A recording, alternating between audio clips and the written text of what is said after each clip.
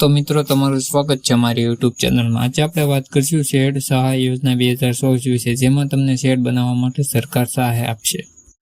તો મિત્રો આપણે આજે પશુપાલન માટે સહાયની યોજના વિશે વાત કરીશું કે જેની અંદર પશુને રાખવા માટે કેટલ શેડ અને પાણીની ટાંકી બનાવવા માટે ₹30,000 સુધીની સહાય આપવામાં આવશે સરકાર દ્વારા।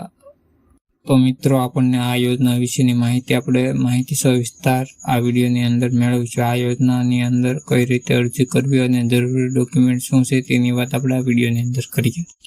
આ યોજના ગુજરાત સરકાર પશુપાલન વિભાગ દ્વારા અમલમાં મૂકવામાં આવેલી છે કે જેની અંદર કેટલ શેડ અને પીવાની ટાંકી બનાવવા માટે સહાય આપવામાં આવી રહી છે। આ યોજના માટે તમને ઓનલાઈન અરજી કરી શકો છો। ઓનલાઈન અરજી કરવા માટે કેટલીક પાત્રતા છે જે નીચે પ્રમાણે આપેલી છે।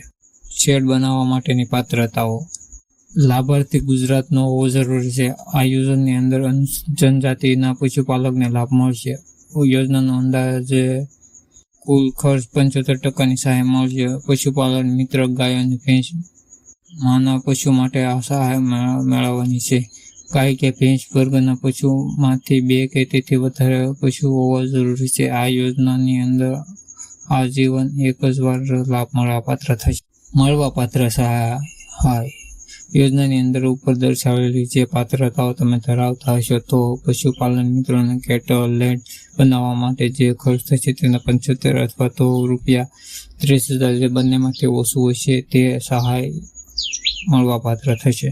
જરૂરી દસ્તાવેજ આ યોજના માટે: જાતિનો દાખલો, જો દિવ્યાંગ તો અધિકારીનું પ્રમાણપત્ર અથવા દિવ્યાંગનું પ્રમાણપત્ર, રેશન કાર્ડની નકલ, બેંક પાસબુક, જે જમીન ઉપર કેટલા કે પાણીની ટાંકી બનાવે તે જમીનનો આધાર, લાભાર્થીનું સંમતિપત્ર, 2 કે તેથી વધુ દૂધાળ પશુ ધરાવો છો તે અંગેનું પ્રમાણપત્ર, દાખલો, સરકાર માન્ય ઓળખપત્ર જેમાં તમારો ફોટો હોવો જરૂરી છે।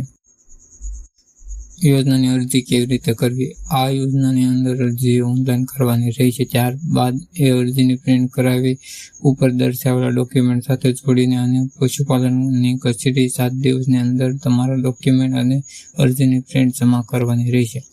અરજી કરવા માટે તમારે સૌપ્રથમ ઓનલાઈન પોર્ટલ વેબસાઇટ પર જવાનું રહેશે। ત્યારબાદ બીજ યોજના અરજી પર ક્લિક કરવાનું રહેશે। ત્યારબાદ તમારે પશુપાલનની યોજના પર ક્લિક કરવાનું રહેશે। પછી કેટલ શેડ અને પાણીની ટાંકી બનાવવા માટેની યોજના પર ક્લિક કરવાનું। ત્યારબાદ તમે નવી અરજી પર ક્લિક કરીને તમારી સામે જે ફોર્મ આવે તે ભરી લો અને અરજી કન્ફર્મ કરી તેની પ્રિન્ટ કઢાવી અને જરૂરી દસ્તાવેજ જોડીને પશુપાલન કચેરી પાસે મોકલી દો।